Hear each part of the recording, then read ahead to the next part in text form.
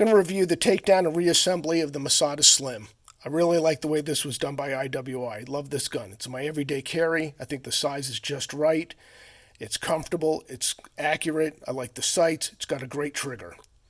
One of the things, well, before I get to that, it also will accept Jericho CZ75 magazines, so you can carry a backup magazine of 1921 mags if you get one of the extended ones. Really well done. One of the things that IWI did with this gun is they made sure that when you're doing the disassembly, you're never touching the trigger. So, you remove the magazine, you lock it back, you make sure it's empty. Nothing in the chamber, you're good to go. You have your slide lock pin here. You move it forward. You'll notice here at my thumb, you got a half moon up there on the slide. So you come forward, and what I like to do is push it with my thumb, or I can take my thumb, put it in here, push to line everything up. And I'll show you why that makes a difference. So you pull your pin out. Helps if you have fingernails.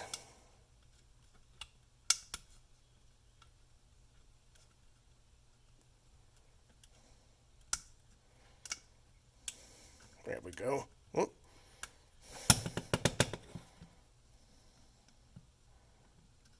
There, out comes the pin.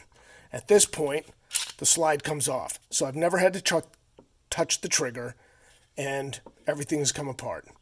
After this, it's standard takedown. You can remove your spring, remove your barrel, clean everything up, good to go.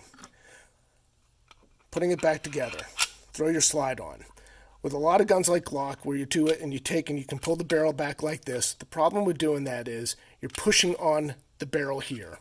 So if you look in here, I'll see if I can get it to show up, you'll see that the barrel comes down and it's interfering there with getting that pin in.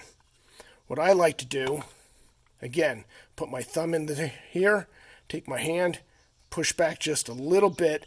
The other way to do it is opposite. Put your finger in here, come back just a little bit, and if you hold it upside down, it allows the barrel to fall, and that will keep it from blocking what you need to do here. So play a little bit with this. I find it still a pain in the neck at this point, but you get it to line up just right. The pin goes in like that. You lock your slide back. You push the block here, which secures the slide pin. You're good to go.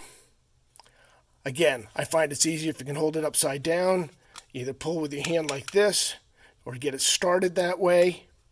And then you can put your thumb in here, push back with your hand, and that will allow you to seat the slide lock pin and make things a little easier for you.